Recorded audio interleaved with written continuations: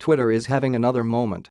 Take Monday morning when Donald Trump fired off multiple tweets before most of us had poured our Wheaties. 1. Incorrectly attacked the mayor of London for being weak on terror. Another criticized Trump's own Justice Department, referring to the executive order that his team argues would pause immigration from certain countries as a ban. Trump staffers Kellyanne Conway and Sebastian Gorka were dispatched to TV to criticize the media for being obsessed, per Conway, over Trump's use of social media, per Gorka. Their goal was to dismiss Trump and APO's statements as somehow irrelevant because they were tweeted. In other words, the president's Twitter timeline voice is an unreliable narrator that should be ignored. This argument was quickly undermined, however, when Conway's husband, Georgia, a prominent attorney who, until recently, was being considered for a post in the Trump administration, took to Twitter to suggest the president's tweets could undermine the administration's case in the Supreme Court.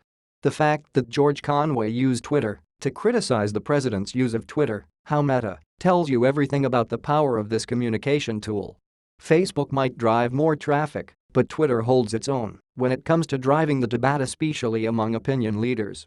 Trump's staff can try to smooth over his rough edges in the most ironic and palatable way.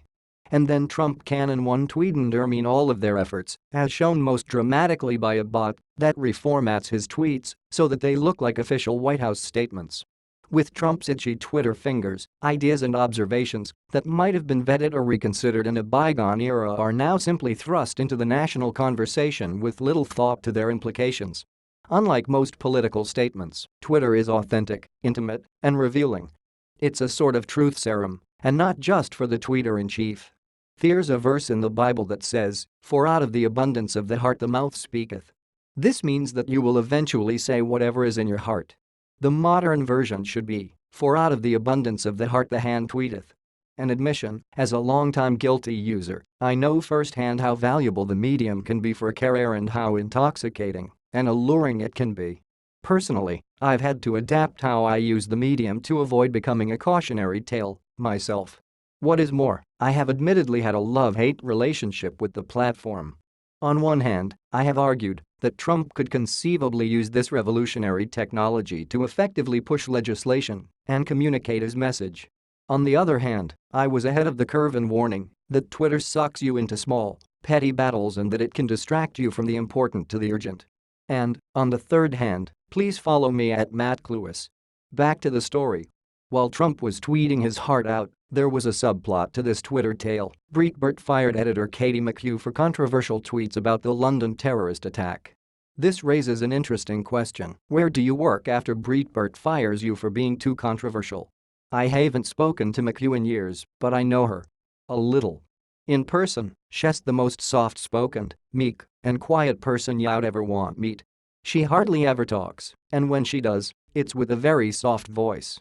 If it weren't for Twitter, we would have no idea about her fringy political positions. It's not just the most recent tweet that crossed the line.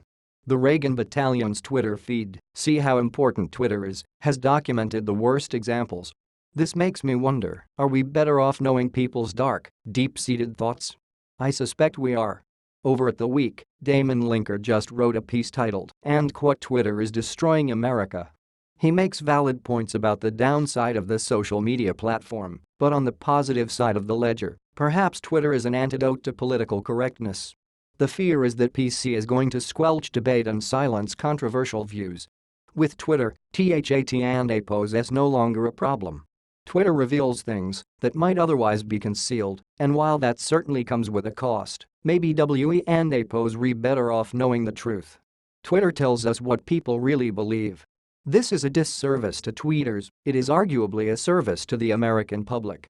Last point. I don't want you to get the idea that this dilemma whether that's Trump or Katie McHugh is exclusive to people on the right. This is a bipartisan phenomenon. Just as the terrorist attack led McHugh to say inflammatory things about Muslims on Twitter, CNN host Reza Aslan took to Twitter to call President Trump a piece of shit. He later apologized, but you know that he really meant it the first time. People keep outing themselves on Twitter. Out of the abundance of the heart, the hand tweets.